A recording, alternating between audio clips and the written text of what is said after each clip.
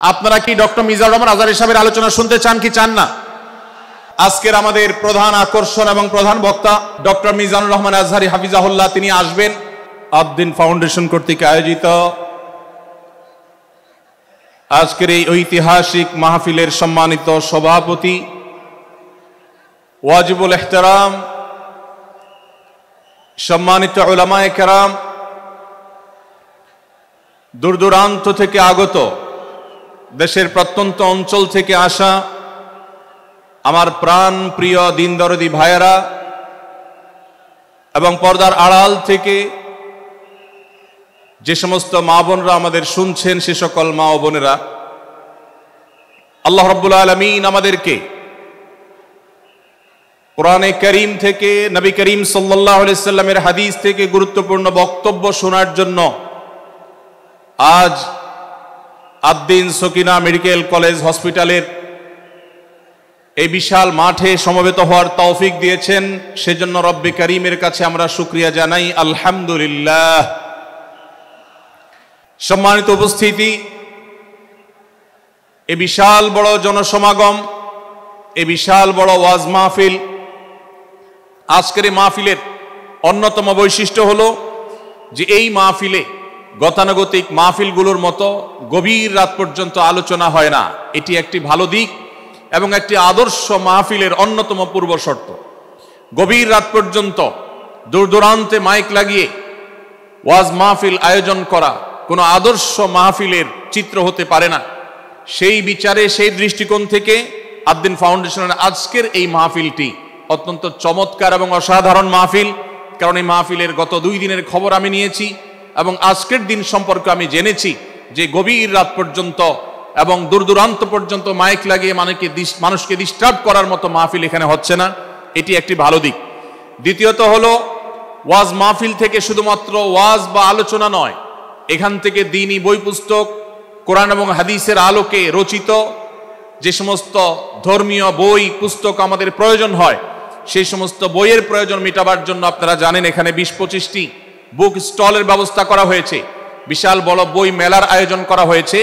অর্থাৎ জ্ঞান বিতরণের 2টি মাধ্যম এখানে একসঙ্গে পাওয়া যাচ্ছে। আমরা কোরআন থেকে আলোচনা শুনছি, আবার কোরআন হাদিসের আলোকে রচিত বই পুস্তক আমরা সাথে নিয়ে যেতে পারছি। এটিও এই মাহফিলের একটি বিশেষ বৈশিষ্ট্য। তৃতীয়ত হলো, আমাদের মা বোনদের প্রবেশ পথ, তাদের অবস্থান, এগুলোকে এতটাই স্বতন্ত্র করা হয়েছে, এতটাই এগুলোকে সেপারেট করা হয়েছে যে সেগুলো তাদের প্রাইভেসি, তাদের পর্দার যে বিধিবিধান, তাদের যে ব্যক্তিত্ব, তাদের যে অন্যান্য দিকগুলো আছে, সেগুলোকে খুব ভালোভাবে মেনটেন করা হচ্ছে। এটিও একটি আদর্শ মাহফিলের গুরুত্বপূর্ণ দিক। আজকাল অনেক ওয়াজ মাহফিলে মা বোনদের জন্য ওয়াজ শোনার ব্যবস্থা রাখা হয়, কিন্তু সেই সমস্ত ওয়াজ মাহফিলে মা বোনদের পর্দা সুন্দরভাবে সুচারুরূপে তারা আসা এবং নিরাপত্তার সাথে আবার ফিরে যাওয়ার মতো পৃথক আসা যাওয়ার রাস্তা ইত্যাদির ব্যবস্থা করা হয় না, যা বহুবিধ ফিতনার কারণ হয়ে থাকে। আজকের এই মাহফিলটিতে সেই দৃষ্টিকোণ থেকে একটি অনন্য দৃষ্টান্ত স্থাপিত হয়েছে যে মা বোনদের জন্য পৃথক ওয়াজ শোনার ব্যবস্থা এবং রাস্তাঘাট পৃথক, যাতে করে তারা তাদের সেই পর্দার বিধিবিধানগুলো মেনটেন করে চলতে পারেন। এই জন্য আমি কর্তৃপক্ষকে বিশেষভাবে ধন্যবাদ দিতে চাই। সেই সাথে আজকের একটা মাহফিলের সম্পূর্ণ নতুন দিক যুক্ত হয়েছে, যেটা আপনারা দেখেছেন, তা হলো প্রত্যেক আলোচক আলোচনা করার আগে তার বায়োগ্রাফি পেশ করা হচ্ছে, তার জীবন বৃত্তান্ত পেশ করা হচ্ছে এবং সংক্ষেপে তার সম্পর্কে ধারণা দেয়া হচ্ছে। এটিও একটা চমৎকার দিক এবং আমার জানা মতে বাংলাদেশের যে কোনো মাহফিলে এটি প্রথম দৃষ্টান্ত। সেই সাথে এই মাহফিলে আগত আমাদের সম্মানিত দর্শক শ্রোতা মণ্ডলীর জন্য প্রাথমিক চিকিৎসা সম্পর্কে যেন তারা ধারণা নিতে পারেন, সেজন্য অনেকগুলো বুথ করা হয়েছে। এই বুথগুলো থেকে একজন মানুষ তার প্রাথমিক স্বাস্থ্য, এটার পরীক্ষা নিরীক্ষা বা নিজের চিকিৎসা সম্পর্কে স্টেপ কিভাবে নেবেন সে সম্পর্কে আদ-দ্বীন সকিনা মেডিকেল কলেজের তরফ থেকে একটি বিশেষ আয়োজন হলো, যে বিশেষ ক্যাম্প এবং বুথ করে করে আমাদের দর্শক শ্রোতাকে এই দিক থেকে বিশেষ সার্ভিস দেওয়া হচ্ছে। পর্যাপ্ত টয়লেটের ব্যবস্থা করার কথা আমি শুনতে পেরেছি, জানতে পেরেছি, এবং বক্তাদের, আলোচকদের বিভিন্ন উক্তি সম্বলিত ফেস্টুন আমি দেখেছি, যেটা অত্যন্ত নতুন একটা দিক। যদিও সেখানে বক্তাদের ছবি না থাকলে, প্রিন্টেড ছবি না থাকলে সেটা ভালো ছিল, আমি আশা করব কর্তৃপক্ষ সেটি পরবর্তীতে খেয়াল রাখবেন।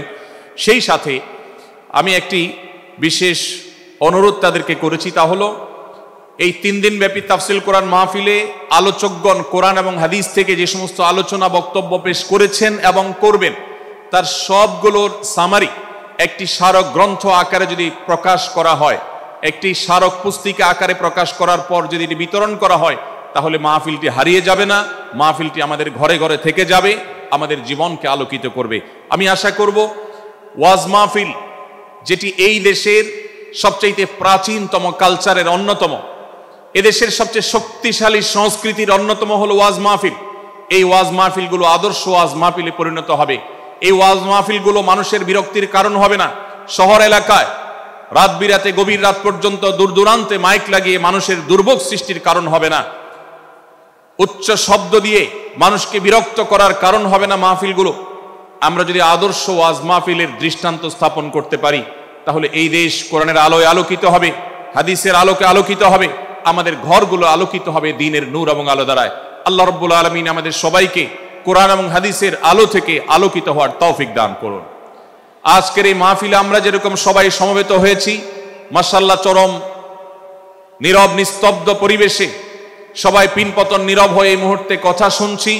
আমি আশা করব শেষ মুহূর্ত পর্যন্ত আমরা এই অবস্থা বজায় রাখবো। আরশে আজিমের মালিকের কাছে ফরিয়াদ করি, হে আল্লাহ, হে আরশের মালিক, আপনি আমাদের সবাইকে এখানে যেরকম একত্রিত হওয়ার তৌফিক দিয়েছেন, জান্নাতুল ফেরদাউসের আঙ্গিনায় প্রিয় হাবিব মুহাম্মদ মুস্তাফা সাল্লাল্লাহু আলাইহি সাল্লামের সাথে আমাদেরকে এরকম একত্র হওয়ার, সমবেত হওয়ার তৌফিক দান করুন, বলুন আমিন। সম্মানিত ভাইয়েরা, আমি আপনাদের সম্মুখে কোরআনে কারীমের গুরুত্বপূর্ণ একটি সূরা, সূরা হুজরাতের একটি আয়াত তেলাওয়াত করেছি। সূরা হুজরাতের 7টি বিশেষ সামারি আপনাদের সামনে আমি তুলে ধরতে চাই। এই সূরার বিশেষ তাৎপর্য, এই সূরার যে বিশেষ বার্তা, আজ বাংলাদেশের যে সমাজ বাস্তবতা রয়েছে, সেই সমাজ বাস্তবতায় সূরাতুল হুজরাত প্রতিটি ঘরে ঘরে প্রত্যেক মুসলমানকে বারবার পাঠ করা, পুনর্পাঠ করা প্রয়োজন। আমার রব, আমার আল্লাহ যদি আমাকে শক্তি সামর্থ্য দিতেন, আমি আমার দেশের প্রত্যেক মুসলিম ভাইকে বোনকে হাত জোড় করে, অনুরোধ করে, অনুনয় বিনয় করে সূরাতুল হুজরাতের শুরু থেকে শেষ পর্যন্ত যে 18টি আয়াত রয়েছে, এই 18 আয়াতে ঐতিহাসিক যে 7টি বিশেষ বার্তা রয়েছে, সে বার্তাগুলো গ্রহণ করবার উদ্দেশ্যে বারবার অর্থ সহকারে সূরাতুল হুজরাত বুঝে বুঝে পড়ার, এর তাফসীর দেখার, এর সামারিকে বারবার জানার জন্য আমি অনুরোধ করতাম। আল্লাহ তাআলা আমাদের সবাইকে সূরাতুল হুজরাত এর আলো দ্বারায় সবাইকে আলোকিত হওয়ার তৌফিক দান করুন। আমি যে সূরার সামারি আপনাদেরকে বলতে যাচ্ছি, যে সূরাকে সামনে রেখে আজকের এই ঐতিহাসিক মাহফিলে কোরআনে কারীমের দেওয়া 7টি বার্তা দিতে চাইছি, সেই সূরার নাম হলো সূরাতুল হুজরাত। এই সূরা কোরআনে কারীমের 26তম পারায় অবস্থিত এবং এই সূরা কোরআনে কারীমের সূরার যে সিরিয়াল, সেই সূরার সিরিয়ালে 49তম সূরা। এই সূরার আয়াত সংখ্যা হলো 18। এই সূরার প্রথম থেকে পঞ্চম আয়াত পর্যন্ত, প্রথম এই 5টি আয়াতে আল্লাহ রাব্বুল আলামিন তার প্রিয় নবী মুহাম্মদ মুস্তাফা সাল্লাল্লাহু আলাইহি ওয়াসাল্লাম, সবাই দুরূদ পড়ি, সাল্লাল্লাহু আলাইহি ওয়াসাল্লাম, প্রিয় নবীজির নাম শুনলে দুরূদ পাঠ করতে হয়, তার জন্য দোয়া করতে হয়। কারণ আল্লাহর হাবিব সাল্লাল্লাহু আলাইহি ওয়াসাল্লাম তার সমগ্র জীবনকে যে কষ্টের মধ্যে পার করেছেন, তার সমগ্র জীবনকে উৎসর্গ করেছেন, তা আপনার আমার হেদায়েতের জন্য, গোটা বিশ্ব মানবতার মুক্তির প্রয়োজনে। যিনি তার জীবনকে, যৌবনকে শেষ করে দিয়েছেন, তার সমগ্র জীবনে কখনো ভোগ, উপভোগ, এটিকে কখনো তিনি প্রশ্রয় দেননি, প্রাধান্য দেননি। দিনাতিপাত করেছেন অত্যন্ত কষ্টের সাথে, শত সহস্র বাধার সম্মুখীন হয়েছেন, শুধুমাত্র কিয়ামত পর্যন্ত আগত সকল মুসলিম নরনারীর কাছে যেন কোরআনের বার্তা পৌঁছে যায়, সবাই যেন হেদায়েত প্রাপ্ত হয়ে যায়, সবাই যেন মুক্তি প্রাপ্ত হয়ে যায়, সবাই যেন জান্নাতি হয়ে যায়, সবাই যেন জাহান্নাম থেকে মুক্তি লাভ করে, এই উদ্দেশ্যে তার সমগ্র জীবনকে তিনি উৎসর্গ করেছেন। আমাদের হেদায়েতের জন্য, আমাদের কল্যাণের পথে আহ্বানের জন্য, আমাদের জান্নাতে নেওয়ার জন্য, যার সমগ্র জীবনে কখনো ভোগ উপভোগকে প্রশ্রয় দেননি, কষ্টে নিপতিত হয়েছেন, তিনি চাইলে মক্কার রাজত্ব করতে পারতেন, তিনি চাইলে মক্কার সবচেয়ে ভোগী মানুষ হতে পারতেন, কিন্তু সেটা না করে তিনি যে ত্যাগের দৃষ্টান্ত স্থাপন করেছেন, প্রিয় নবী মুহাম্মদ সাল্লাল্লাহু আলাইহি সাল্লামের সেই অবদানের স্বীকৃতি স্বরূপ আমরা তার নাম যখনই শুনব সাল্লাল্লাহু আলাইহি সাল্লাম বলে তার প্রতি আল্লাহর রহমত যেন, অনুগ্রহ যেন নাজিল হয় সেজন্য দোয়া করব। আল্লাহ তাআলা তার হাবিবকে রহমত এমনিতেই দান করবেন, আপনি আর আমি তার জন্য রহমতের দোয়া করার মধ্য দিয়ে আমরা সৌভাগ্যবান মানুষের কাতারে শামিল হতে পারবো। তো আমি যেটি বলছিলাম, সূরাতুল হুজুরাতের 1 থেকে 5 নম্বর আয়াত পর্যন্ত এই 5টি আয়াতে আল্লাহ রাব্বুল আলামিন প্রিয় নবী সাল্লাল্লাহু আলাইহি সাল্লামের সাথে আদব এবং শিষ্টাচারের শিক্ষা দিয়েছেন মানব জাতিকে, এবং আল্লাহ রাব্বুল আলামিন ঈমানদারদেরকে পরম মায়ার সাথে ডেকে ইয়া আইয়ুহাল্লাযীনা আমানু, হে ঈমানদারগণ, এই ডাকে আল্লাহ তাআলা ডেকে বলেছেন লা তুকাদ্দিমু বাইনা ইয়াদাইল্লাহি ওয়া রাসূলিহি, তোমরা আল্লাহ এবং তার রাসূলের সামনে আগ বেড়ে কোনো কথা বলবে না, আগ বেড়ে কোনো কাজ করবে না। একজন ঈমানদার, একজন মুসলমান, তার এই শিষ্টাচারের শিক্ষা তার জীবনে ধারণ করতে হবে। যখনই আল্লাহ কোনো কথা বলেছেন, আল্লাহ রাসূল সাল্লাল্লাহু আলাইহি সাল্লাম কোনো কথা বলেছেন, এটি নিশ্চিত হতে পারবো আমরা, তখন একজন ঈমানদার আর কখনো সেটার উপর কোনো কথা বলবে না, আগ বেড়ে কোনো কিছু করবে না, কোনো প্রকার সীমা লঙ্ঘন করবে না। ক্বালাল্লাহ ক্বালার রাসূল, আল্লাহ বলেছেন, আল্লাহ রাসূল বলেছেন, এটি শোনার পর সে তার আপদ মস্তককে সারেন্ডার করবে, সে নিজেকে আত্মসমর্পণ করবে। এরপর তার কোনো যুক্তিকে, কোনো বুদ্ধিকে, তার কোনো মতামতকে সে সেখানে আর দাঁড় করাবার চেষ্টা করবে না। এটা একজন শিষ্টাচার বিশিষ্ট ঈমানদারের বৈশিষ্ট্য। কোরআন এই শিক্ষা আমাদেরকে দিয়েছে। ভাইরা আমার, এই শিক্ষাকে ধারণ করে আমরা যারা নিজেদেরকে মুসলমান দাবি করছি, আমাদের সম্মানীয় যারা আছেন, আল্লাহকে যেরকম আমরা সম্মান করি, আল্লাহ রাসূলকে যেরকম সম্মান করি, ঠিক একইভাবে আমাদেরকে যে সমস্ত মানুষগুলোকে সম্মান করার নির্দেশ করা হয়েছে, ওলামা একরাম রয়েছেন, আমাদের বাবা মা, বয়সে বড়, শিক্ষিত, এবং যারা আমাদের শিক্ষক বৃন্দ আছেন, এভাবে যারা আমাদের সম্মানের পাত্র আছেন, সে মানুষগুলোর সামনে আগ বেড়ে যেন কোনো কিছু না করি। সে আগ বাড়াটা কথার ক্ষেত্রে হতে পারে, চলার ক্ষেত্রে হতে পারে, আচরণের ক্ষেত্রে হতে পারে। এই শিষ্টাচারের শিক্ষা সূরা হুজুরাতের প্রথম আয়াতে আমাদেরকে দেয়া হয়েছে। প্রিয় ভাইরা আমার, আমাদের সমাজে আজ যে সমস্ত ভালো গুণের দুর্ভিক্ষ চলছে, ক্রাইসিস চলছে, অভাব চলছে, এর মধ্যে অন্যতম হলো আজ শিষ্টাচারের অভাব। আমাদের সমাজের চতুর্দিকে আপনি দেখতে পাবেন পরিলক্ষিত হচ্ছে। আমাদের শিশু থেকে নিয়ে কিশোর, যুবক থেকে নিয়ে মধ্যবয়স্ক, সকল শ্রেণী মানুষের মধ্যে আজ আদব এবং শিষ্টাচারের ভয়াবহ অভাব আমরা দেখতে পাচ্ছি। বিশেষ করে পশ্চিমা সংস্কৃতিকে আমাদের এই স্বদেশে, আমাদের এই মুসলমানদের সমাজে জোর করে পুশ করাবার, সে সমস্ত এজেন্ডাকে বাস্তবায়ন করবার যে প্রচেষ্টা এদেশের এক শ্রেণীর মানুষকে করতে দেখা যায়, তারা এদেশের সমাজের খাঁজে বাজে থাকা ইসলামের কৃষ্টি, কালচার এবং সংস্কৃতিগুলোকে ধুয়ে মুছে পরিষ্কার করবার জন্য শত সহস্র উদ্যোগ নিয়েছে। আমাদেরকে কোরআনের শিক্ষা ধারণ করে, কোরআনের শিক্ষাকে প্রচার করে, কোরআনের শিক্ষাকে প্রতিষ্ঠিত করে ব্যক্তির মধ্যে, ঘরে, পরিবারে, সমাজে, রাষ্ট্রে, সংবিধানে, আইনে, সংসদে, সর্বত্র কোরআনের শিক্ষাকে বাস্তবায়ন করে সেই সমস্ত বিন্দেশী অপসংস্কৃতি চাপিয়ে দেওয়ার ষড়যন্ত্রকে মোকাবেলা করতে হবে ইনশাআল্লাহ। ভাইরা আমার, আর সেজন্য সূরা হুজুরাতের এই শিষ্টাচারের শিক্ষা আমাদের জীবনে খুবই গুরুত্বপূর্ণ। আমরা যখনই কোনো সম্মানীয় ব্যক্তির কাছে আমরা থাকব, তাদের কথার উপরে কথা বলা, তাদের সাথে তর্ক করা, তাদের সামনে আগ বেড়ে কথা বলা, এমনকি তারা যখন চলবেন তাদের সামনে সামনে হাঁটা, এই সবগুলো কোরআনের এই শিষ্টাচারের যে শিক্ষা আছে এর পরিপন্থী।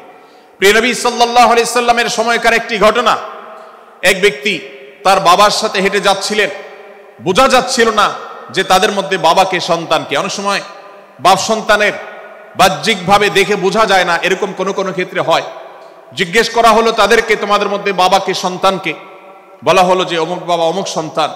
তখন নির্দেশনা দেয়া হলো যে সন্তান তার হাঁটা এবং চলার মধ্য দিয়ে এই বিনয়ের প্রকাশ ঘটাতে হবে, আনুগত্যের প্রকাশ ঘটাতে হবে, সম্মান এবং শ্রদ্ধার প্রদর্শন করতে হবে, যার মধ্য দিয়ে বোঝা যায় যে কে সন্তান আর কে বাবা, এর জন্য জিজ্ঞেস করতে না হয়। আজ আমাদের যারা তরুণ আছি, আমরা যুবক আছি, আমরা অনেকেই পশ্চিমা সংস্কৃতি দ্বারা প্রভাবিত হয়ে আমরা শিষ্টাচারের এই গণ্ডি এবং সীমানা পার হয়ে চলে গেছি।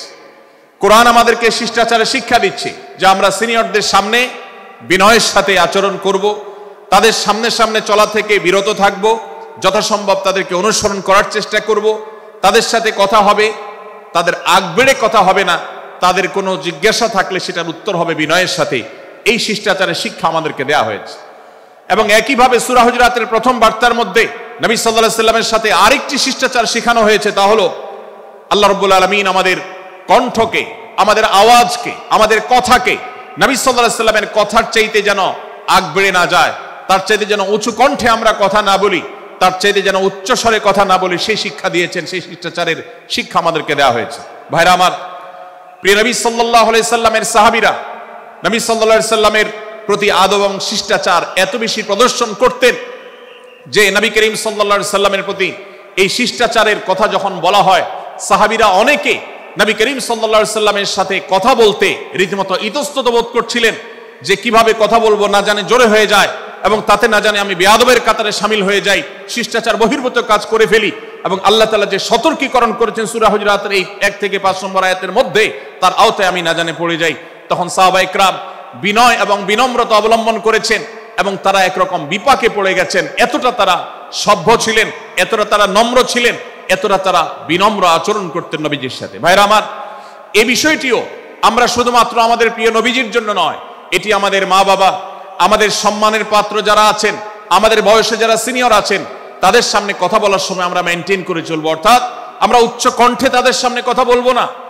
এই মাহফিলে এখনো শত শত হাজারো মানুষ হয়তো এমন আছেন যারা মায়ের সামনে, বাবার সামনে, বড় ভাইয়ের সামনে, শিক্ষকের সামনে, সিনিয়রদের সামনে, মুরব্বীদের সামনে, ওলামাদের সামনে উচ্চ কণ্ঠে কথা বলেন।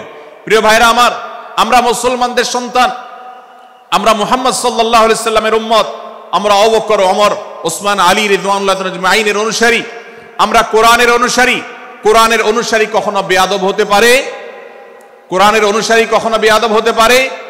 কোরআন যে শিষ্টাচারের শিক্ষা দিয়েছে, এই শিক্ষা আজ আমাদের মধ্যে ধারণ করতে হবে, আমাদের সন্তানদের শেখাতে হবে, আমাদের ঘরে ঘরে এই শিক্ষা চর্চা করতে হবে, আমাদের সমাজে এটিকে প্রতিষ্ঠিত করতে হবে। পশ্চিমা সংস্কৃতির যে ছোবল, সে ছোবল আমাদের সন্তানদেরকে আজকাল অনেক ক্ষেত্রে বেয়াদবে পরিণত করছে, তাদের অনেক সময় শিষ্টাচার থেকে বের করে দিচ্ছে। তারা কখনো স্বাধীনতার নামে, কখনো মত প্রকাশের নামে, কখনো বিভিন্ন নামে তারা কিন্তু হারিয়ে যাচ্ছে। আজকের এই বাস্তবতাকে উপলব্ধি করে সূরা হুজুরাতের 1 থেকে 5 নম্বর আয়াত এর শিক্ষাকে আমাদের মধ্যে ধারণ করতে হবে। আল্লাহ তাআলা আমাদের সবাইকে সেই তৌফিক দান করুন।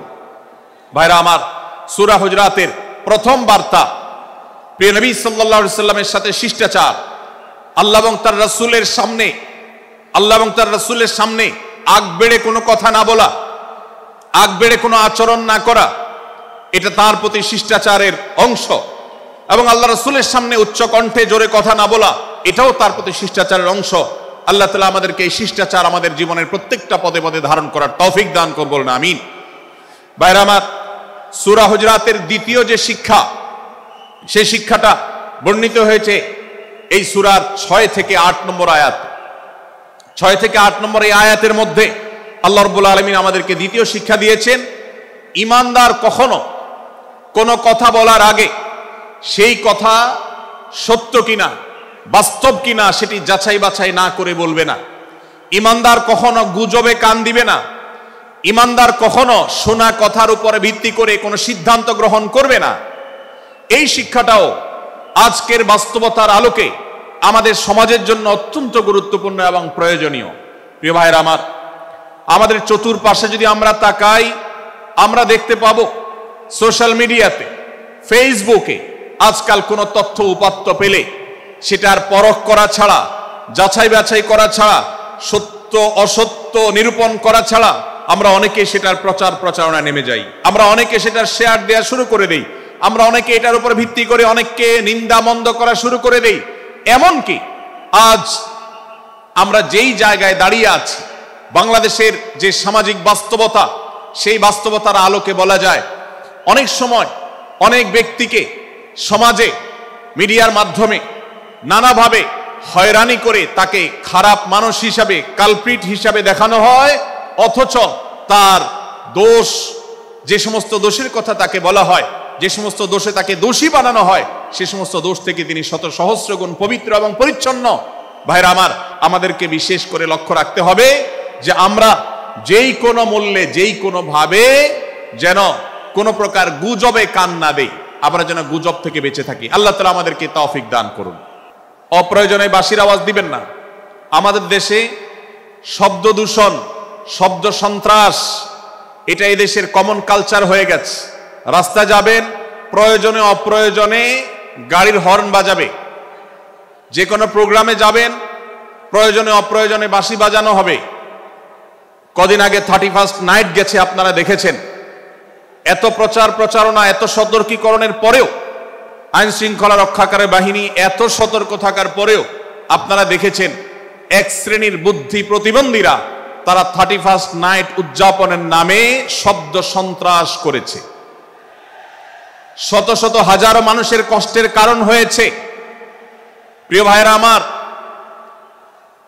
ধর্ম হোক আর রাজনীতি, বিনোদন হোক আর আনন্দ হোক, যেই কোনো নামে যদি শব্দ সন্ত্রাস সৃষ্টি করে বা অতিরিক্ত শব্দ দূষণ করে, শব্দ সৃষ্টি করে মানুষকে অতিষ্ঠ করার কারণ হয়, সেটা কোনো সভ্য সমাজের দৃশ্য হতে পারে না। আমরা সেই ইসলামের অনুসারী যে ইসলামে আমাদের প্রিয় নবী সাল্লাল্লাহু আলাইহি ওয়াসাল্লাম মসজিদে নববীতে তার একান্ত পরিবেশের মধ্যে এক সাহাবী জোরে কোরআন তেলাওয়াত করছিলেন। তিনি তাকে বলছিলেন, তুমি কোনো বধির রবকে শোনাচ্ছ না, তোমার রব সবকিছু শুনতে পান, অতএব তুমি তোমার এই উচ্চ কণ্ঠের তেলাওয়াত দিয়ে আশপাশে মানুষের ডিস্টার্বের কারণ হবে না। আমরা সেই ইসলামের অনুসারী। অতএব ওয়াজ মাহফিলের মাধ্যমেও যাতে কোনো মানুষ অতিষ্ঠ না হয়, মাইক ব্যবস্থাপনা সেভাবে করাটা মাহফিল কর্তৃপক্ষের যেমন কর্তব্য, ঠিক একইভাবে রাজনৈতিক সভা সমাবেশের নামে কিংবা বিয়ে বিনোদনের নামে যদি শব্দ সন্ত্রাস করা হয়, শব্দ দূষণ করা হয়, অতিরিক্ত শব্দ এর মাধ্যমে যদি মানুষকে অতিষ্ঠ করা হয়, তাহলে সেটি কখনো কোনো সভ্য সমাজের কাজ হতে পারে না। প্রিয় ভাইরা, এই জন্য আপনারা যারা তরুণ আছেন বয়সে, আপনাদেরকে আমি অনুরোধ করতে চাই, বিবাহ অনুষ্ঠানকে কেন্দ্র করে, আকিকাকে কেন্দ্র করে, নানা অনুষ্ঠানকে কেন্দ্র করে যে শব্দ সন্ত্রাস আমাদের দেশে হয়, এটি আমাদেরকে থামাতে হবে ইনশাআল্লাহ। আমরা যদি সবাই সজাগ হয়ে যাই, আমরা যদি সবাই সতর্ক হয়ে সচেতন হই, ইনশাআল্লাহ এই যে শব্দ দিয়ে মানুষকে কষ্ট দেওয়ার অপসংস্কৃতি, বিশেষ করে ভিনদেশি যে অপসংস্কৃতি আমদানি করা হয়েছে, এই অত্যাচার এদেশে থামাতে হবে ইনশাআল্লাহ। আল্লাহ আমাদের সবাইকে তৌফিক দান করুন। ভাইরা আমার, আমরা আমাদের আশেপাশে কোনো তরুণরা যদি এরকম শব্দ করে, গান বাজিয়ে অন্য মানুষকে অতিষ্ঠ করে, ঈদের সময় দেখা যায় বিশেষ করে সে সমস্ত যুবকদেরকে কাউন্সিলিং করতে হবে, তাদেরকে বোঝাতে হবে যে তোমার আনন্দ কখনো আরেকজনের বেদনার কারণ হতে পারে না। বহু হার্টের রোগী আছেন, বহু অসুস্থ মানুষ আছেন, বহু ছোট শিশু আছে যাদের কষ্টের কারণ হয়। বিধায় আমরা কখনো আমাদের শব্দ দিয়ে কাউকে কষ্ট হতে দিব না। আল্লাহ আমাদের সবাইকে তৌফিক দান করুন। মাশাআল্লাহ, অনেকটা নীরব নিস্তব্ধ হয়েছে। আমি যে জায়গাটা ছিলাম আবার সেখানে ফিরে যাই। সূরা হুজুরাতের দ্বিতীয় শিক্ষার কথা বলছিলাম ভাইরা।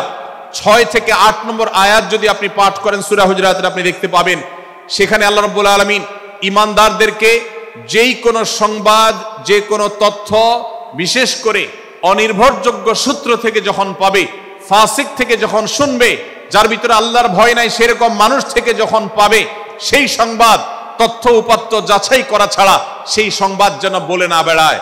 আপনি শহরে যান কিংবা গ্রামে, শিক্ষিত দেখুন কিংবা অশিক্ষিত, সর্বশ্রেণীর মানুষের মধ্যে আজ এই ব্যাধি দেখতে পাবেন চরম আকার ধারণ করেছে। কারোর ব্যাপারে কোনো নেগেটিভ কথা শুনেছেন, কোনো মন্দ কথা শুনেছেন, সে কথার প্রচার প্রচারণা শুরু করে দেন।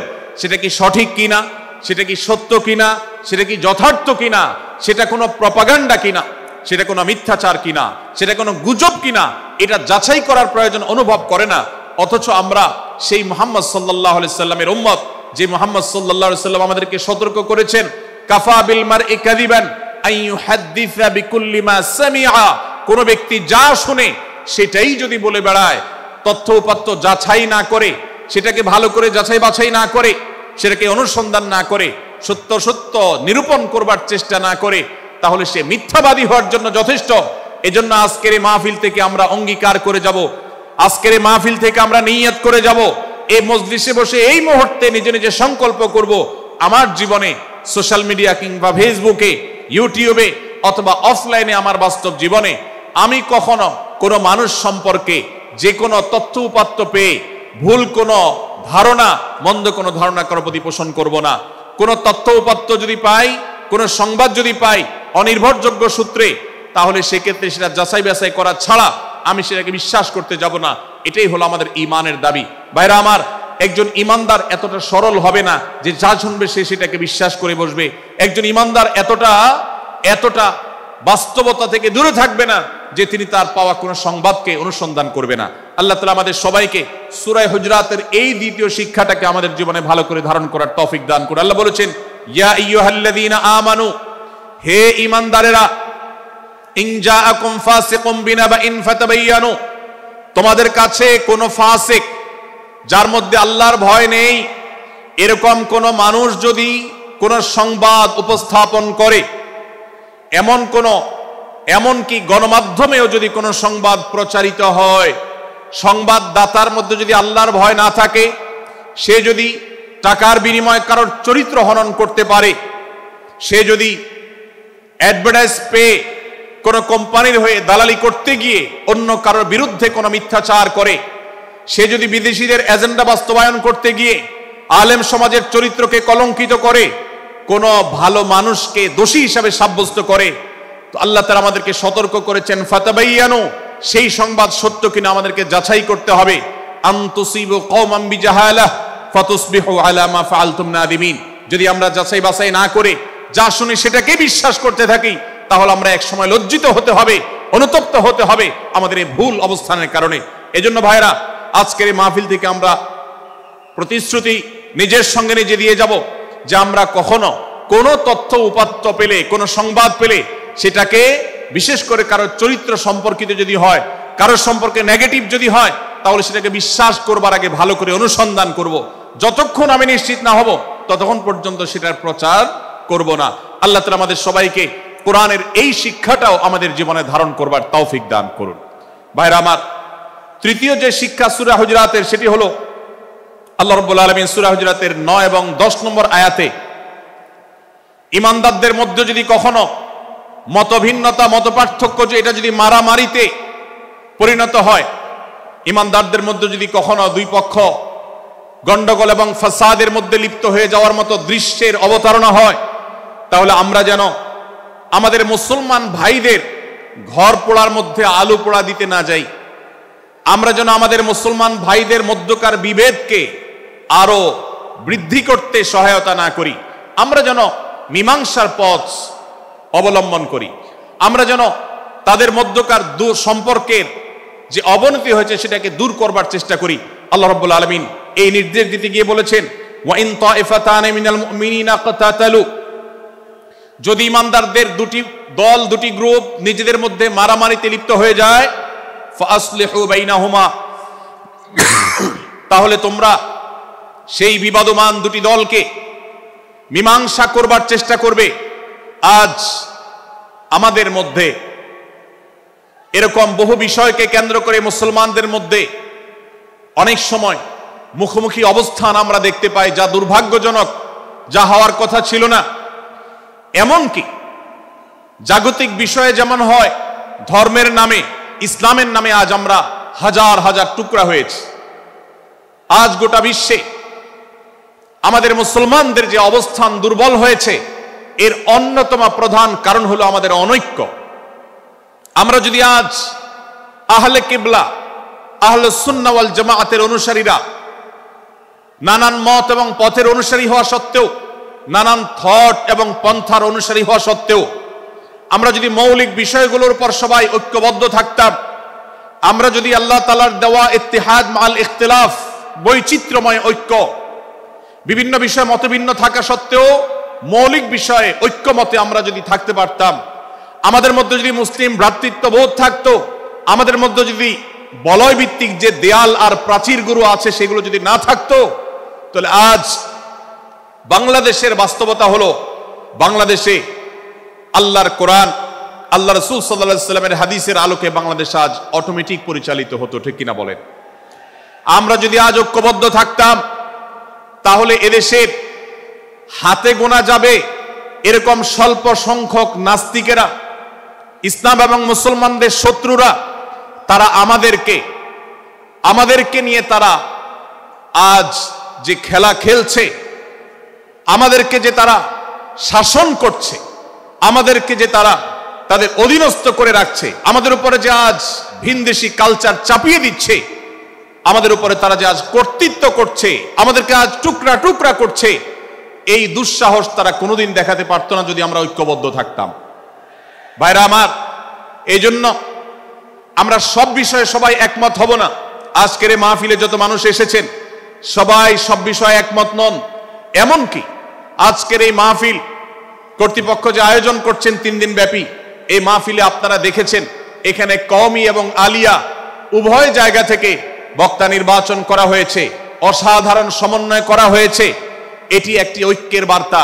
আমরা আশা করব মাঠ পর্যায়ে আমরা যারা কাজ করব, আমরা প্রত্যেকে আমাদের অন্য মতের, ভিন্ন মতের যে সমস্ত মুসলমান ভাইরা আছেন, তার সাথে আপনার কোনো থটগত মত পার্থক্য থাকতে পারে, চিন্তাগত কোনো ভিন্ন মত থাকতে পারে, কিন্তু দিন শেষে তিনি আপনার মুসলমান ভাই। তার আল্লাহ আর আপনার আল্লাহ এক, তার রাসূল এবং আপনার রাসূল এক, তার কিবলা এবং আপনার কিবলা এক, তার কোরআন আর আপনার কোরআন এক, তার নামাজ আর আপনার নামাজ এক, তার রোজা আর আপনার রোজা এক, তার যাকাত এবং আপনার যাকাত এক, তার সাথে আপনার মোটা এবং মৌলিক বিষয়ে কোনো মত পার্থক্য নাই।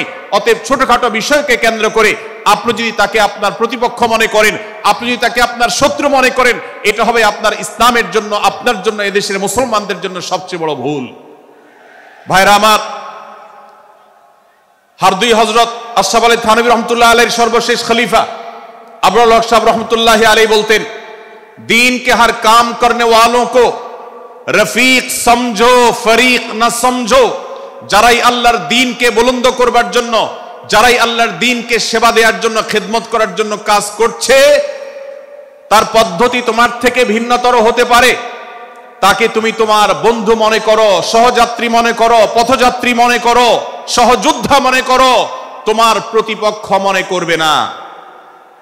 প্রিয় ভাইরা আমার, আজ বাংলাদেশে ইসলাম যতটা পিছিয়ে আছে তার প্রধান কারণ হলো আমাদের অনৈক্য।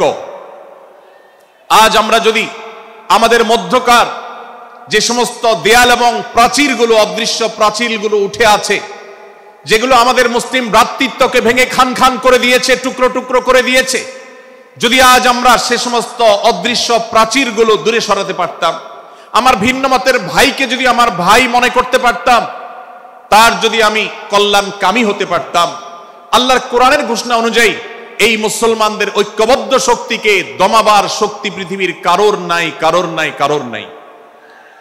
আজ আমার ভাইয়েরা ফিলিস্তিনে মার খাচ্ছে, যদি আজ গোটা বিশ্বের মুসলমানরা আমরা ফিলিস্তিনে মুসলমানদের উদ্ধারের ব্যাপারে ঐক্যবদ্ধ থাকতাম, ফিলিস্তিনে মুসলমানের দিকে চোখ তুলে তাকাবার শক্তি বিশ্বের কোনো কাফেরদের থাকতো না।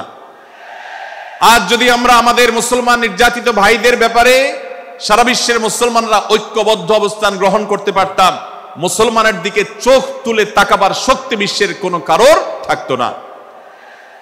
ভাইরা আমার, গোটা বিশ্বে ঐক্য প্রতিষ্ঠা করা আপনার আমার মতো সাধারণ মানুষের দ্বারা হয়তো সম্ভবপর হবে না, কিন্তু আমরা যারা মাঠ পর্যায়ে কাজ করছি, আমি আপনাদেরকে করজোড় করে অনুরোধ করতে চাই, আমি জানি আপনার এলাকাতে, আপনার মহল্লাতে আপনার সাথে অন্য মুসলমান ভাইদের অনেক ক্ষেত্রে মতভিন্নতা আছে।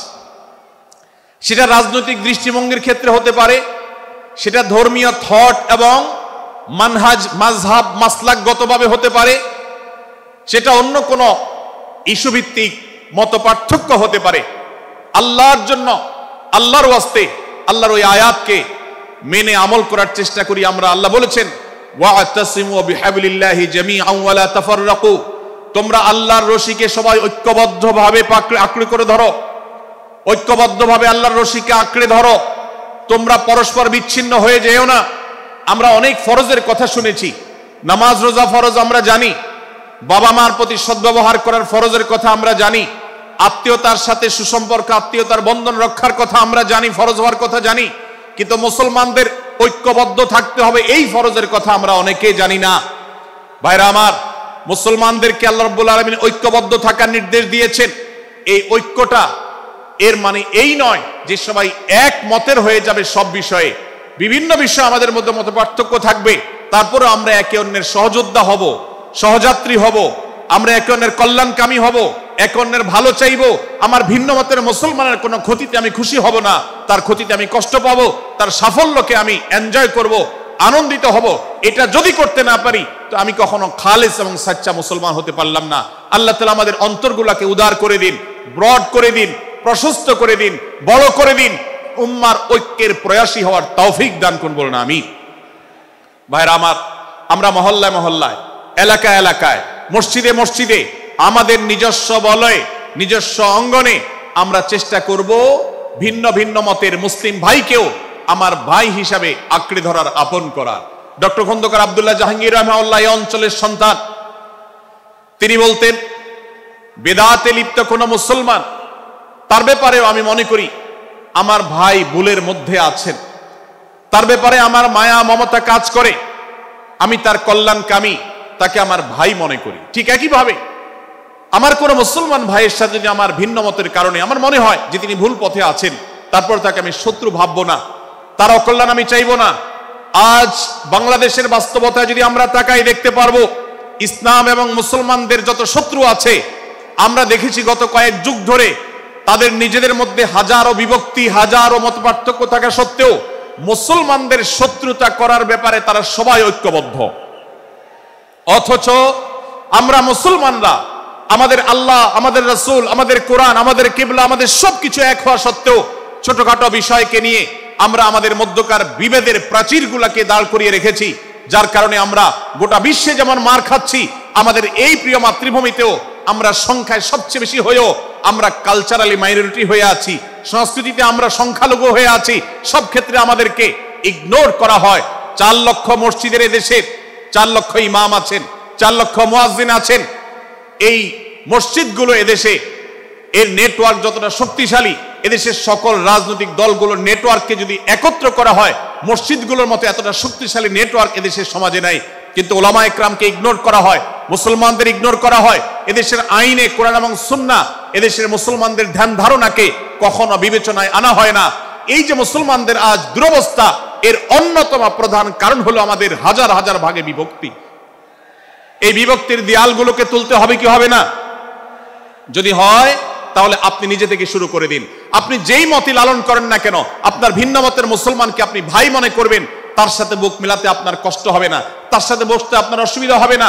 ভিন্ন মতের আলেম, এক মতের আলেম আরেক মতের আলেমের সাথে বসতে অসুবিধা হবে না।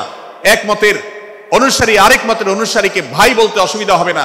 আমরা সোশ্যাল মিডিয়াতে নিজেদের মধ্যে কামড়াকামড়ি করব না, নিজেদের মধ্যে আমরা ঝগড়া বিবাদ করব না।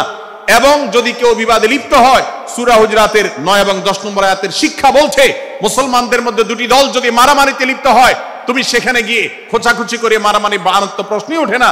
বরং আল্লাহ বলছেন যে ফাসলিহু বাইনাহুমা, তাদের উভয়ের মধ্যে মীমাংসা করবার জন্য তুমি উদ্যোক্তা হও, তুমি উদ্যোগী হও। ভাইরা আমার, আমরা অনেকেই হয়তো জেনে থাকবো মিথ্যা এটা আল্লাহর জমিনের সবচেয়ে বড় জঘন্য অপরাধগুলোর মধ্যে থেকে একটি। একজন মুসলমান কোন অবস্থাতে মিথ্যা বলতে পারে না, কিন্তু কোন মুসলমান যদি অন্য মুসলমানের সাথে কখনো বিবাদ বিতণ্ডায় লিপ্ত হয়ে যায়, দুজন মুসলমান বা দুটি বলয়, দুটি পক্ষ, দুটি গোষ্ঠী মুসলমানদের তাদের মধ্যে যদি কোনো বিষয় যদি ভুল বুঝাবুঝি তৈরি হয়, ভিন্ন মত সৃষ্টি হয়, একে অন্যের সাথে শত্রু ভাবাপন্ন হয়ে যায়, তাহলে তাদের দুইজনের মধ্যে বা দুই পক্ষের মধ্যে মীমাংসা করবার জন্য কেউ যদি মিথ্যা কথাও বলে, অর্থাৎ আপনি এক পক্ষের কাছে গিয়ে বললেন, ভাই আপনি যাকে এত খারাপ মনে করছেন, যার ব্যাপারে আপনি এতটা রাগান্বিত হয়ে আছেন, আমি তো জানি তিনি আপনার ব্যাপারে অনেক সব চিন্তা রাখেন, আপনার ব্যাপারে অনেক ইতিবাচক ভাবনা রাখেন, আপনার ব্যাপারে অনেক সুধারণা পোষণ করেন। আপনি যদি একজন মুসলমানের কাছে গিয়ে, এক পক্ষের কাছে গিয়ে যদি এই কথাটা বলেন, বাস্তবে তিনি যদি এটা নাও বলেন, তারপরেও আপনি যদি এই মিথ্যা কথা বলেন, এই মিথ্যা এটা শুধু জায়েজ নয়, বরং এই মিথ্যাটা এর মাধ্যমে আপনি যে তাদের পরস্পরের সম্পর্ককে ভালো করার চেষ্টা করেছেন, এর মাধ্যমে আপনি আল্লাহর কাছে নেকি এবং সওয়াব পাবেন ইনশাআল্লাহ।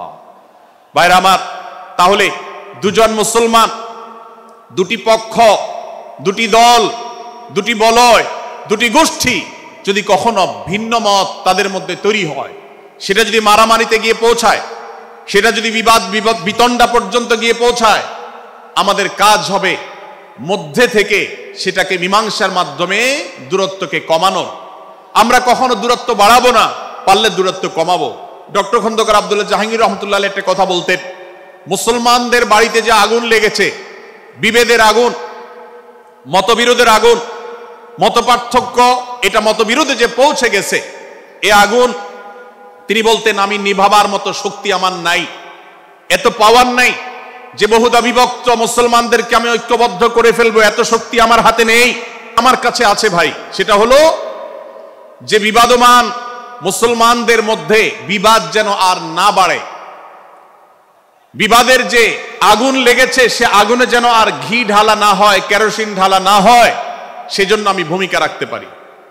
আমি আপনাদেরকে বিনয়ের সাথে অনুরোধ করতে চাই, যত বিষয় নিয়ে আমাদের মুসলমানদের পরস্পরের মত পার্থক্য আছে, হতে পারে সেটা মাসআলা নিয়ে, হতে পারে সেটা রাজনৈতিক অবস্থানকে কেন্দ্র করে, হতে পারে অন্য কোনো বিষয়কে কেন্দ্র করে, আল্লাহর ওয়াস্তে আপনি বিভেদ মিটাতে পারেন আর না পারেন, বিভেদ যেন না বাড়ে সেজন্য আপনি অবস্থান গ্রহণ করবেন, বিভেদ বাড়ার ক্ষেত্রে কোনো ভূমিকা পালন করবেন না, এবং সব সময় উম্মার ঐক্য প্রয়াস চাইবেন, প্রয়াস চালাবেন, উম্মার ঐক্য চেষ্টা করবেন।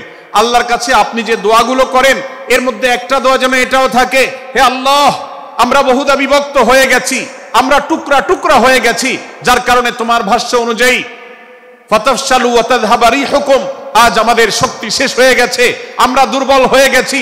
আজ বাংলাদেশের বাস্তবতা যদি আমরা বলি, যে দেশের 90-95 ভাগ মানুষ মুসলমান, সে দেশে আজ হাতে গোনা কিছু নাস্তিক, কিছু ইসলাম বিদ্বেষী, মুসলমান বিদ্বেষীরা, তারা আমাদেরকে আজ উঠা বসা করায়, তারা আমাদের আইন নির্ধারণ করে, তারা আমাদের শাসক নির্ধারণ করে, তারা আমাদের সব বিষয়গুলোকে নির্ধারণ করে দেয়। আমাদের সন্তানরা পাঠ্যপুস্তকে কি পড়বে সেটাও ইসলাম বিদ্বেষীরাই ঠিক করে দেয়।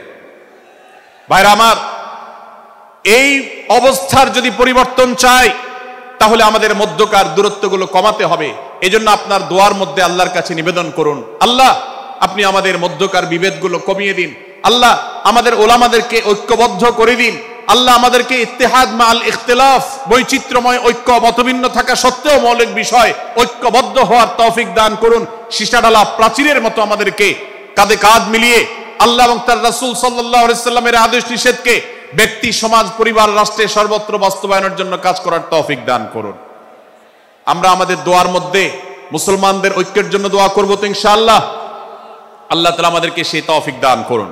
ভাইরা আমার, তাহলে সূরা হুজুরাতের তৃতীয় শিক্ষা বলছিলাম, 9 থেকে 10 নম্বর আয়াতে আল্লাহ রাব্বুল আলামিন মুসলমানদের মধ্যে যদি কখনো বিবাদ, বিতণ্ডা, মারামারি, হানাহানি সৃষ্টি হয়, তাহলে সেটিকে মীমাংসা করবার কথা বলেছেন। অতএব যদি কোনো স্বামী স্ত্রীর মধ্যেও কখনো মনোমালিন্য তৈরি হয়, আপনার যদি সেখানে ভূমিকা রাখবার সুযোগ থাকে, আপনি চেষ্টা করবেন উভয়ের মধ্যে দূরত্বটা কমাবার জন্য। আমরা অনেকে আজকাল নামাজ কালাম পড়ি, রোজা রাখি, দাড়ি রাখি, অনেক ভালো ভালো কথা বলি, অথচ দুজনের মধ্যে গন্ডগোল লাগলে আমরা সেখানে এক পক্ষ হয়ে আরেক পক্ষকে আমরা খেপিয়ে তুলি। পারলে অনেকে চগলখড়ি করেন, প্রত্যেক পক্ষের কাছে গিয়ে অপর পক্ষের ব্যাপারে মিথ্যা কথা বলে তাদের মধ্যে ভেজালকে আরো বাড়িয়ে দেন। এই জন্য নবী সাল্লাল্লাহু আলাইহি ওয়াসাল্লামের ঐতিহাসিক হাদিস রয়েছে, লা ইয়াদখুলুল জান্নাতা নাম্মাম, যে ব্যক্তি চগলখড়ি করে, দুজনের মধ্যকার গন্ডগোল ফাসাদ বৃদ্ধিতে যে ব্যক্তি ভূমিকা রাখে, ভেজাল লাগায়, এই চগলখোর কখনো জান্নাতে যাবে না। আমাদের অনেকেরই এই দুঃস্বভাব আছে, এই খারাপ চরিত্র আছে। সূরা হুজুরাত এই যেন আমাদের আজকের যে সমাজ বাস্তবতা আছে, আমাদের যে ব্যাধি আছে ব্যক্তিগত পর্যায়ে, আমাদের পরিবারের সমাজের সর্বত্র যে ব্যাধিগুলো ছেয়ে গেছে, সূরা হুজুরাতের প্রতিটি আয়াত যেন সেই ব্যাধির সবচেয়ে বড় মহৌষধ, সেটা যেন সবচেয়ে বড় প্রতিষেধক, সেটা যেন সবচেয়ে বড় সমাধান। এই জন্য আমি বলেছি শুরুতে, আমার যদি আল্লাহ শক্তি সামর্থ্য দিতেন, প্রত্যেক মুসলমানের হাতে পায়ে ধরে সূরা হুজুরাতের 18টি আয়াত, প্রত্যেকটি আয়াত আমি আমার মুসলমান ভাইদেরকে বলতাম, বারবার পড়ুন, বারবার পাঠ করুন, বোঝার চেষ্টা করুন, জীবনকে পরিবর্তন করুন। এদেশে নামাজি মুসলমান আপনি কম বেশি পাবেন, এদেশে রোজাদার মুসলমান কম বেশি পাবেন, এদেশে হজ আদায়কারী মুসলমান কম বেশি পাবেন, এদেশে তাসবিহরত মুসলমান কম বেশি পাবেন, কিন্তু এদেশে আচার আচরণ, কাজ কারবার, আখলাক এবং বান্দার হক এবং অধিকার, অন্যের অধিকার সংশ্লিষ্ট বিষয়ে সচেতন মুসলমান আপনি খুব বেশি পাবেন না। আর এই জন্যই আমাদের জান্নাতের পথে অনেক বড় অন্তরায় হয়ে আছে। আজ আমাদের চরিত্রগুলো নষ্ট হয়ে গেছে। আমরা নামে মুসলমান, আমরা চগলখড়ি করি, আমরা নামে মুসলমান, দুজনের মধ্যে গন্ডগোল সৃষ্টি করে দেই। গন্ডগোল আগে থেকে সৃষ্টি থাকলে সেটাকে বাড়াবার চেষ্টা করি। আমরা নামে মুসলমান, আমাদের শিষ্টাচার নাই, আদব নাই, লেহাজ নাই। এই জন্য সূরা হুজুরাতের প্রতিটি আয়াত আমাদেরকে শিক্ষা দেয়। আল্লাহ তাআলা আমাদের সকলকে এই শিক্ষাগুলো আজকের এই মাহফিল থেকে আমাদের বুকের ভেতরে পরম যত্ন সহকারে নিয়ে যাওয়ার এবং আমাদের জীবনকে পরিবর্তন করার তৌফিক দান করুন। ভাইরা আমার, তৃতীয় এই শিক্ষাটি শেষ করে আমি বলতে চাচ্ছি, চতুর্থ আয়াতে আল্লাহ রাব্বুল আলামিন আমাদেরকে বলেছেন, আমরা যেন কেউ কাউকে নিয়ে বিদ্রূপ না করি, ব্যঙ্গ না করি, কেউ কাউকে যেন বাজে নামে না ডাকি, কেউ যেন কাউকে খোঁচাখুচি না করি, কেউ যেন কারোর নাম বিকৃত করে তাকে না ডাকি। ভাইরা আমার, এই আয়াতটি আমি শুরুতে তেলাওয়াত করেছি। আল্লাহ বলেছেন, ইয়া আইয়ুহাল্লাযীনা আমানু লা ইয়াসখার কওমুম মিন কওমিন আসা আন ইয়াকুনু খায়রাম মিনহুম।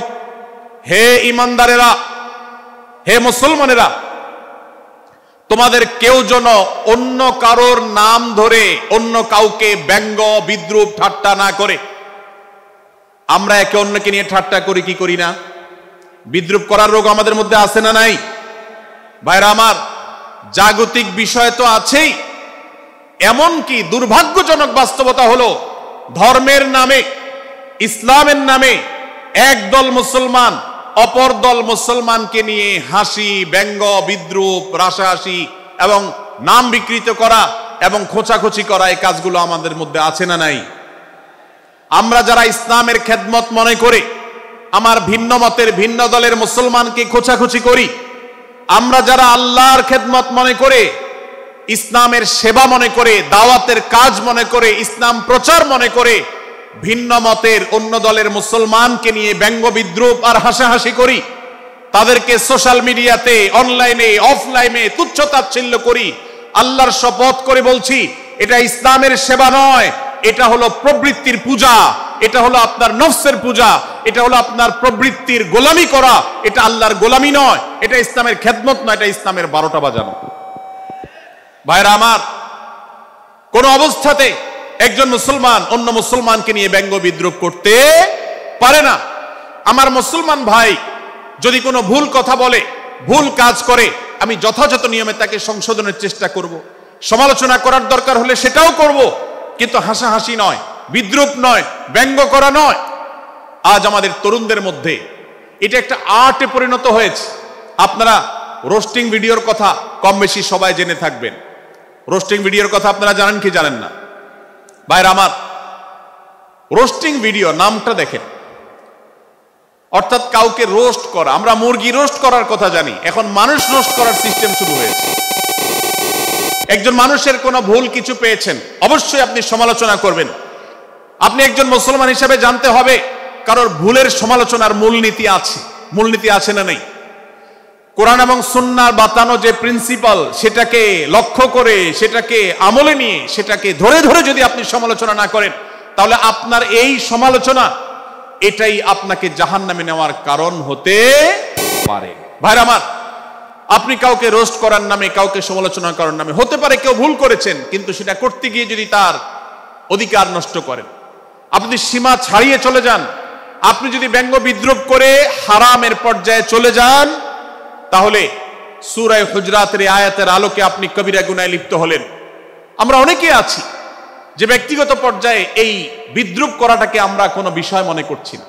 সোশ্যাল মিডিয়াতে অনেকগুলো ভিডিও ক্লিপ আছে, আপনাদের চোখে নিশ্চয়ই পড়েছে, আমার চোখে বহু পড়েছে, যে অনেক সময় দেখা যায় বিনোদনের নামে কাউকে খোঁচাখুচি করা, কাউকে অপমান করা, কাউকে হয়তো ধাক্কা দিয়ে পানি দিয়ে ফেলে দেয়া, কাউকে কষ্ট দেয়া, কাউকে হয়তো প্রতারিত করা, এটাকে আমরা এনজয় করি। অনেক ভিডিও ক্লিপে দেখা যায় এভাবে কাউকে কোনোভাবে অপমানিত করে, কাউকে কোনোভাবে ধোকা দিয়ে বোকা বানিয়ে আমরা এনজয় করি, আমরা হাসাহাসি করি। আমাদের রুচি নষ্ট হতে হতে আজ এই পর্যায়ে এসেছে যে এটা আমাদের এনজয়ের বিষয় হয়েছে, এটা আমাদের আনন্দের বিষয় হয়েছে। ভাইরা আমার, সূরা হুজরাতের এই আয়াত অর্থাৎ 11 নম্বর আয়াত, এই আয়াত বলছে আমাদের জন্য কোন মুসলমানকে, কোন মানুষকে ব্যঙ্গ বিদ্রূপ করা হারাম। কোন মুসলমানকে ব্যঙ্গ বিদ্রূপ করা কি হারাম।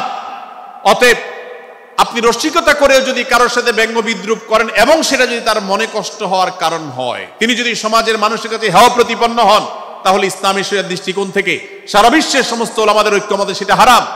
আমরা চুরি করা হারাম জানি, আমরা ডাকাতি করা হারাম জানি, আমরা মাদক সেবন করা হারাম জানি, আমরা নামাজ ত্যাগ করা হারাম জানি। এই সমস্ত হারাম থেকে আমরা অনেকেই বেঁচে থাকি, কিন্তু আমি আমার মুসলমান ভাইয়ের চরিত্র হনন করছি, শুধুমাত্র সাধারণ জীবনযাত্রার ক্ষেত্রে করছি তা নয়, এমনকি ধর্মের নামে, ইসলাম প্রচারের নামে, দাওয়াতের নামে আমরা আমাদের প্রতিপক্ষ মুসলমান ভাইকে নিয়ে অনেক সময় ব্যঙ্গ বিদ্রূপ করি, হাসাহাসি করি, তাকে ছোট করি, তাচ্ছিল্য করি, হেয় করি, তার সম্মানহানি করি। আমরা জানি না আমাদের প্রিয় নবী সাল্লাল্লাহু আলাইহি ওয়াসাল্লাম এর একটা হাদিস আমাদের সামনে রয়েছে, সহিহ মুসলিমে বর্ণিত হয়েছে। নবী করিম সাল্লাল্লাহু আলাইহি ওয়াসাল্লামের এই হাদিস আজ সবচেয়ে অসহায় হাদিস। অসহায় হাদিস এই জন্য বললাম যে আজকের এই হাদিসের উপরে কেউ আমল করে না, এই হাদিসটাকে কেউ পাত্তা দেয় না, এই হাদিসকে কেউ গুরুত্ব দেয় না, অথচ এই হাদিস প্রত্যেক মুসলমানের বুকে বুকে ঝুলিয়ে রাখা দরকার।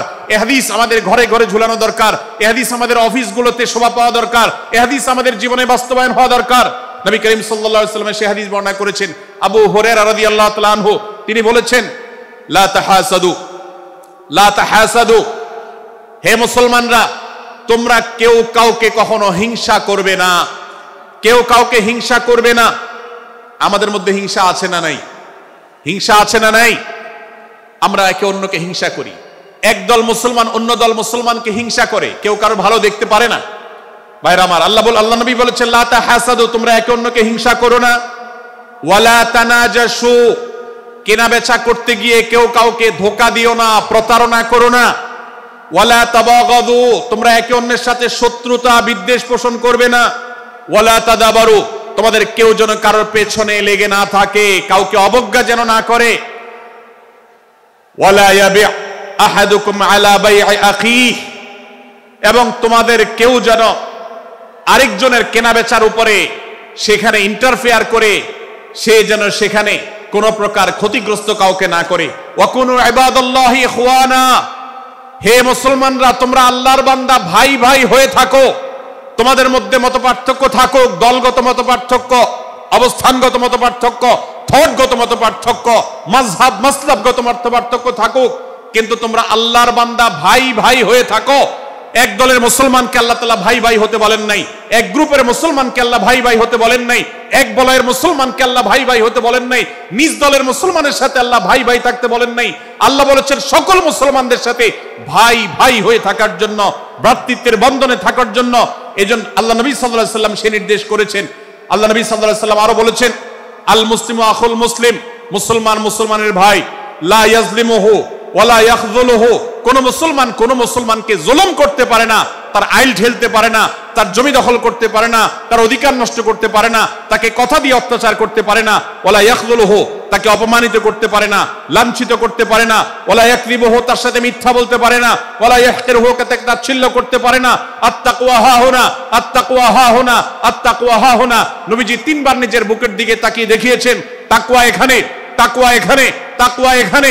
আমাদের অন্তরকে ভালো করতে হবে, সমস্ত মুসলমানদের জন্য উদার হতে হবে, কলিজাকে বড় করতে হবে, মনটাকে ব্রড করতে হবে, প্রশস্ত করতে হবে, অন্য মুসলমানকে ভাই মনে করতে হবে। কোন ভিন্ন মতের মুসলমানের সাথে শত্রুতা পোষণ করা যাবে না। ভাইরা আমার, অতএব এই হাদিসকে সামনে রেখে এই হাদিসের শেষ অংশে নবী সাল্লাল্লাহু আলাইহি ওয়াসাল্লাম বলেছেন, আল মুসলিমু কুল্লুল মুসলিমি আলাল মুসলিমি হারামুন দমুহু ওয়া মালুহু ওয়া ইরদুহু। এক মুসলমানের জন্য অন্য মুসলমানের তিনটি জিনিসকে আল্লাহ তাআলা হারাম করে দিয়েছেন। কোন মুসলমানের রক্ত এটা প্রবাহিত করা, কাউকে হত্যা করা যেরকম হারাম, কোন মুসলমানের সম্পদ অন্যায়ভাবে আপনি ভোগ করবেন, দখল করবেন, মেরে দিবেন, এটা হারাম। ঠিক একইভাবে কোন মুসলমানের সম্মান নষ্ট করবেন, ইজ্জত নষ্ট করবেন, সম্ভ্রম নষ্ট করবেন, অপমান করবেন, এটাকে আল্লাহ তাআলা হারাম করেছেন। আল্লাহ তাআলা আমাদের সবাইকে অন্য মুসলমানদের ব্যাপারে এরকম দায়িত্বশীল ভূমিকা রাখার তৌফিক দান করুন, বলুন আমিন। ভাইরা আমার, সূরা হুজরাতের 4 নম্বর আয়াতের শিক্ষাকে ধারণ করে আমরা কারোর প্রতি ব্যঙ্গাত্মক আচরণ করব না। অনেক মুসলমান আছেন অন্য মুসলমানদের নাম ধরে ধরে বিদ্রুপ ব্যঙ্গ করেন, নাম বিকৃত করেন। অনেক সময় আমরা রসিকতা করেও আমাদের অনেকের নাম বিকৃত করি। আল্লাহ সুবহানাহু ওয়া তাআলা এটাকে হারাম করেছেন। এমনকি নবী সাল্লাল্লাহু আলাইহি ওয়াসাল্লাম বলেছেন, লা তাকুল লিকাসিরিন ইয়া কাসিরু, কোন খাটো বা বেটে মানুষকে হে বেটে, হে খাটো এরকম বলে ডেকো না। নবী সাল্লাল্লাহু আলাইহি ওয়াসাল্লাম বলেছেন, এভাবে ডাকলে তিনি অপমানিত হন। আল্লাহ তাকে এভাবে সৃষ্টি করেছেন। আমরা অনেক সময় দেখা যায় একে অন্যকে খোঁচা মারতে গিয়ে তার গায়ের রং কালো হলে, তিনি দেখতে আকারে ছোট হলে তাকে আমরা ব্যঙ্গ করি, বিদ্রুপ করি, তাকে আমরা তাচ্ছিল্য করি, তাকে আমরা অপমান করি, তাকে আমরা অপদস্থ করি। ভাইরা আমার, এটা আমাদের জন্য হারাম। আমি আবারও বলছি, চুরি হারাম আমরা জানি, ডাকাতি হারাম আমরা জানি, আমরা অন্যান্য হারামের কথা জানি, কিন্তু এই যে এক মুসলমান অন্য মুসলমানের অধিকার নষ্ট করা হারাম, এটা আমরা জানি না। এক মুসলমান অন্য মুসলমানের নাম বিকৃত করা হারাম, এটা আমরা জানি না। এই ব্যাপারেও আমরা দেখেছি যে আমরা যারা ইসলামের দাওয়াতের কথা বলি, কোরআন হাদিসের কথা বলি, তারাও দেখা যায় সোশ্যাল মিডিয়াতে, ফেসবুকে একদল মুসলমান অন্য দলে মুসলমানদেরকে নানা বাজে উক্তি দিয়ে ডাকাডাকি করে, বিকৃত নামে ডাকে, বিকৃত উপাধি দেয়, খারাপ কথা বলে, অমুকের দালাল তমুকের দালাল ইত্যাদি ধারণা করে কথা বলে। এই কাজগুলো হারাম, এগুলো আমরা কখনো করব না। 5 নম্বর যে শিক্ষা আছে সূরা হুজুরাতে, সেটা হলো 12 নম্বর আয়াতে আল্লাহ রাব্বুল আলামিন এখানে কুধারণা করাকে হারাম করেছেন, মন্দ ধারণা করতে আল্লাহ তাআলা নিষেধ করেছেন, এবং গীবত করতে, পেছনে লাগতে নিষেধ করেছেন। ভাইরা আমার, এই একটি আয়াত অর্থাৎ সূরা হুজুরাতের 12 নম্বর আয়াত, এই আয়াতটির শিক্ষা ধারণ করে যদি আমরা আমাদেরকে শুধরাতে পারি, সংশোধন করতে পারি, তাহলে ইসলামের মেইন যে কাজগুলো আছে, ঈমানকে বিশুদ্ধ করা এবং শিরক মুক্ত ঈমান আনা, 5 ওয়াক্ত নামাজ পড়ার পর, বান্দার হক আদায়ের পর, এই আয়াতটির পর আমল করলে আপনার জান্নাতে যাওয়ার সবচেয়ে বড় বাধা দূর হয়ে যাবে ইনশাআল্লাহ। ভাইরা আমার, যে আয়াতে আল্লাহ তাআলা আমাদেরকে কারো প্রতি মন্দ ধারণা করতে নিষেধ করেছেন, গীবত করতে নিষেধ করেছেন, কারো পেছনে লাগালাই করতে নিষেধ করেছেন, সে আয়াতে আল্লাহ রাব্বুল আলামিন বলেছেন, ইয়া আইয়ুহাল্লাযীনা আমানু ইজতানিবু কাসীরাম মিনায-যন্ন, হে ঈমানদারেরা, হে মুসলমানরা, তোমরা কারোর প্রতি ধারণা, মন্দ ধারণা তোমরা করো না, এটা থেকে বিরত থাকো।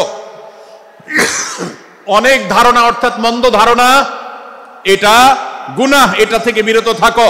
ইন্না বা'দায-যন্নি ইসম, কারণ কিছু কিছু ধারণা অর্থাৎ যেগুলো মানুষের সম্পর্কে কোনো তথ্য উপাত্ত ছাড়া নিছক ধারণা প্রসূত মন্দ ধারণা করা হয়, সেগুলো গুনাহের কারণ, সেগুলো অপরাধের কারণ, সেগুলো কবিরা গুনাহ, সেগুলো পাপাচার, সেগুলো আল্লাহর অসন্তুষ্টির কারণ, সেগুলো আল্লাহর অবাধ্যতার কারণ।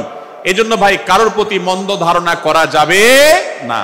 এক্ষেত্রে আমি জানি আমাদের ব্যক্তিগত পর্যায়ে কারোর ব্যাপারে কোনো কিছু কথা উঠেছে অথবা সামান্য একটু সন্দেহ তৈরি হয়েছে, আমরা তার চরিত্র নিয়ে টানাটানি করি। আমরা জানি না একজন মুসলমানের চরিত্রের মূল্য কত বড়। আমার কাছে সুস্পষ্ট প্রমাণ আসার আগ পর্যন্ত কোনো মুসলমানের চরিত্র নিয়ে আমার ব্লেম করবার কোনো অধিকার আমার নাই।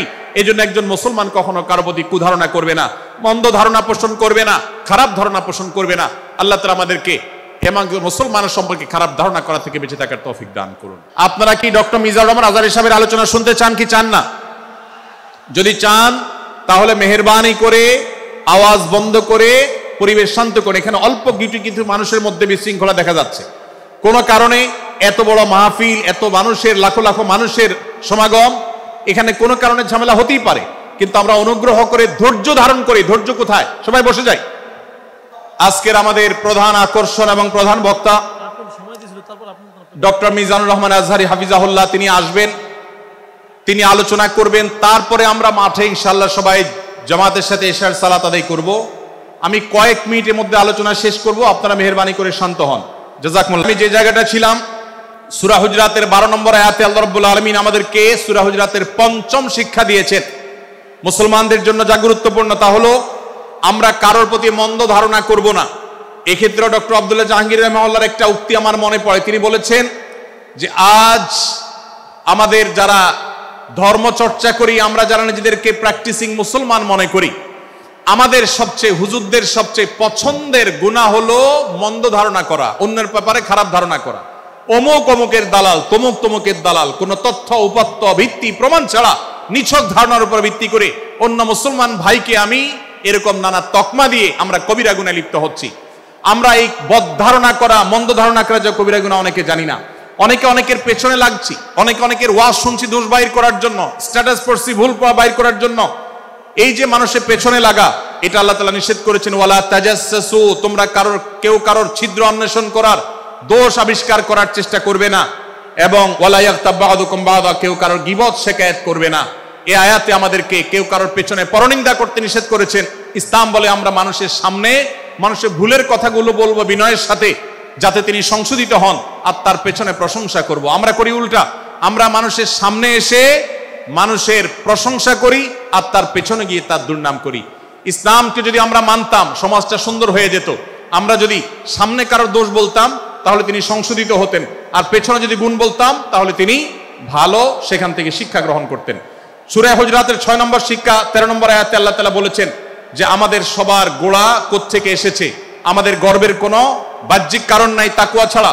আল্লাহ বলেছেন, ইয়া আইয়ুহান নাস ইন্না খালাকনাকুম মিন যাকারিন ওয়া উনসা, হে মানুষ সকল, তোমাদেরকে আমি মানুষ, নারী এবং পুরুষ, আদম এবং হাওয়া থেকে সৃষ্টি করেছি। ওয়াজআলনাকুম শুউবান ওয়া ক্বাবাইলা লিতাআরাফু, বিভিন্ন গোত্রে তোমাদেরকে আমি বিভক্ত করেছি পরিচয়ের জানার জন্য, শুধুমাত্র। আর আল্লাহ বলেছেন শেষে, ইন্নাল্লাহা আলিমুন খাবীর, তোমরা কি করো আল্লাহ জানে। অতএব আমাদের কারোর উপর কারো কোনো শ্রেষ্ঠত্ব নেই তাকওয়া ছাড়া। আল্লাহ বলেছেন, ইন্না আকরামাকুম ইনদাল্লাহি আতকাকুম, আমাদের মধ্যে সবচেয়ে মর্যাদাবান হবে তিনি যার মধ্যে তাকওয়া সবচেয়ে বেশি হবে। আমাদের কোনো বংশগত গৌরব, কোনো অঞ্চলগত গৌরব, অন্য কোনো গৌরব আমাদের থাকবে না, শুধু তাকওয়ার গৌরব আমাদের থাকতে পারে। সেটাও গর্ব, নিষিদ্ধ গর্ব বা অহংকারের মতো নয়, বরং সেটা আমাদের বিনয়ের জায়গা। সর্বশেষ 7 নম্বর যে শিক্ষা সূরা হুজরাতে রয়েছে, সেটা 14 এবং 14 থেকে 18 নম্বর আয়াতে আল্লাহ তাআলা ঈমান এবং ইসলামের চিহ্ন উল্লেখ করেছেন। যে 6টা শিক্ষা উল্লেখ করা হয়েছে, এর আলোকে মুসলমানকে, মুনাফিককে সেটা নিরূপণ হবে। এজন্য আল্লাহ তাআলা শেষে এটি উল্লেখ করেছেন। এই 7টি শিক্ষাকে ধারণ করে আমরা আমাদেরকে ভালো মুসলমান হিসেবে গড়ে তোলার চেষ্টা করব, আমাদের জীবনকে সাজাবার চেষ্টা করব। আল্লাহ তাআলা আমাদের সবাইকে তৌফিক দান করুন। আমি আবারও এক নজরে বলে শেষ করছি, সূরা হুজরাত কোরআনে কারীমের 26তম পারার একটি সূরা, 49 নম্বর সূরা, কোরআনের 18টি আয়াতের আছে। প্রথম থেকে 5 নম্বর আয়াত পর্যন্ত আল্লাহ রাসূলের সাথে আদব লেহাজ বজায় রাখা, শিষ্টাচার মেনটেন করা, এবং সম্মানীয় ব্যক্তিদের সাথেও এখান থেকে আমরা শিক্ষা নিয়ে আদব লেহাজ বজায় রাখা, তাদের সামনে আগ বেড়ে কথা না বলা, আগ বেড়ে কাজ না করা, উচ্চকণ্ঠে কথা না বলায় শিক্ষা আল্লাহ দিয়েছেন। দ্বিতীয়ত, আমাদেরকে কোনো সংবাদ, বিশেষ করে অনির্ভরযোগ্য তথ্যের সংবাদ শুনে আমাদেরকে কারোর ব্যাপারে ধারণা করার আগে আল্লাহ তাআলা আমাদেরকে যাচাই করার শিক্ষা দিয়েছেন। আমরা যেন গুজবে, আমরা যেন ধারণা প্রসূত কোনো তথ্যে আমরা যেন কান না দেই, সেই শিক্ষা আল্লাহ আমাদেরকে দিয়েছেন। এটি 6 থেকে 8 নম্বর আয়াতে, 9 থেকে 10 নম্বর আয়াতে আল্লাহ তাআলা মুসলমানদের 2 গ্রুপের মধ্যে গন্ডগোল দেখা দিলে মীমাংসা করতে বলেছেন, এবং 4 নম্বর শিক্ষা 11 নম্বর আয়াতে বিদ্রুপ করতে নিষেধ করেছেন আল্লাহ তাআলা, কারণ নাম ধরে ব্যঙ্গ করাকে হারাম করা হয়েছে। এবং 5 নম্বর শিক্ষা 12 নম্বর আয়াতে আল্লাহ তাআলা দিয়েছেন, কারো প্রতি মন্দ ধারণা করা যাবে না, কারোর পেছনে লাগা যাবে না, এবং কারোর মন্দ নামে কাউকে ডাকা যাবে না, কারোর সমালোচনা তার পেছনে করা যাবে না, এগুলোকে হারাম করা হয়েছে। 6 নম্বর শিক্ষা 13 নম্বর আয়াতে আল্লাহ বলেছেন, আমাদের সবার মধ্যে কারোর কোনো শ্রেষ্ঠত্ব নাই তাকওয়া ছাড়া। যার তাকওয়া যত বেশি, আল্লাহ ভীতি যত বেশি, তিনি আল্লাহর কাছে তত শ্রেষ্ঠ এবং সেরা। 7 নম্বর সর্বশেষ শিক্ষা হলো 14 থেকে 18 নম্বর আয়াতে আল্লাহ রাব্বুল আলামিন ঈমানদারদের আলামত, মুনাফিকদের আলামত উল্লেখ করেছেন।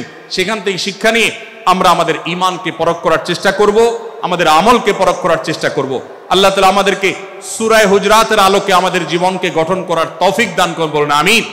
আল্লাহ তাআলা আমাদের সবাইকে আজকের এই তাফসীর কোরআন মাহফিল থেকে সূরা হুজরাতের এই 7টি শিক্ষাকে ধারণ করে ভালো মুসলমান, যে মুসলমান সম্পর্কে নবীজি বলেছেন আল মুসলিমু আখুল মুসলিম, মুসলমান মুসলমানের ভাই। যে হাদিসে নবীজি বলেছেন যে আল মুসলিমু মান সালিমাল মুসলিমুনা মিন লিসানি ওয়া ইয়াদি, মুসলমান সে যার হাত আর মুখ দ্বারা অন্য কোন মুসলমান কষ্ট পায় না, নিরাপদে থাকে। আমরা আমাদের সমাজকে শান্তিপূর্ণ, সুশৃঙ্খল রাখতে হলে আমাদেরকে মুসলমান হতে হবে, ভালো মানুষ হতে হবে। আমাদের হাত মুখ দ্বারা কেউ কষ্ট পাবে না, কারোর হক নষ্ট করব না, কারোর অধিকার নষ্ট করব না, কারোর কষ্টের কারণ হবে না, কাউকে আঘাত করব না, কাউকে গালি দিব না, কারোর কোনো প্রকার অধিকার খর্ব করব না, জুলুম করব না। আল্লাহ তাআলা আমাদের সবাইকে কোরআন এবং হাদিস যে মুসলিমের চিত্র অঙ্কন করেছে, কোরআন এবং হাদিসে মুসলিমের যে রূপরেখা বর্ণনা করেছে, কোরআন এবং হাদিসে যে আদর্শ মুসলমানের চিত্র উপস্থাপন করেছে, আল্লাহ আমাকে আপনাকে আমাদের সবাইকে সেই মুসলমান হওয়ার তৌফিক দান করুন, বলুন আমিন। ভাইরা আমার, আমরা মুসলমানরা যদি কোরআন হাদিসের আলোকের সে আদর্শ মুসলমান হতে পারি, বিশ্বের মানচিত্র পরিবর্তন হতে সময় লাগবে না, বাংলাদেশের পরিস্থিতি পরিবর্তন হতে সময় লাগবে না। তবে সবকিছুর আগে আমাদেরকে বদলাতে হবে, আমাদেরকে মুসলমান হতে হবে, কোরআন এবং হাদিসের বাস্তব অনুসারী হতে হবে। প্রকৃত কোরআন হাদিসের অনুসারী হতে পারলেই ইনশাআল্লাহ ইসলামের জয় হবে, কোরআন হাদিসের বিজয় হবে, মুসলমানদের বিজয় হবে, মুসলমানদের দুর্দিনের পরিবর্তন আসবে। আমরা বিশ্ববাসীকে দেখাতে পারবো আমরা সবচেয়ে আদর্শবাদী, আমরা বিশ্বের মানবতার সবচেয়ে বড় আমরা অনুসারী এবং মানবতাকে সবচেয়ে বেশি প্রতিষ্ঠাকারী। আল্লাহ তাআলা আমাদের সবাইকে বিশ্ব মানবতাকে, আমাদের ইসলামের সৌন্দর্যকে আমাদের ব্যক্তি জীবনে চর্চা করার মধ্য দিয়ে, পরিবার এবং সমাজের চর্চা করার মধ্য দিয়ে ইসলামের সৌন্দর্যকে আল্লাহ তাআলা তুলে ধরার তৌফিক দান করুন। জাযাকুমুল্লাহু খায়রা ওয়া আখিরু দাওয়ানা আলহামদুলিল্লাহি রাব্বিল আলামিন। ওয়াসসালামু আলাইকুম ওয়া রাহমাতুল্লাহি ওয়া বারাকাতুহু।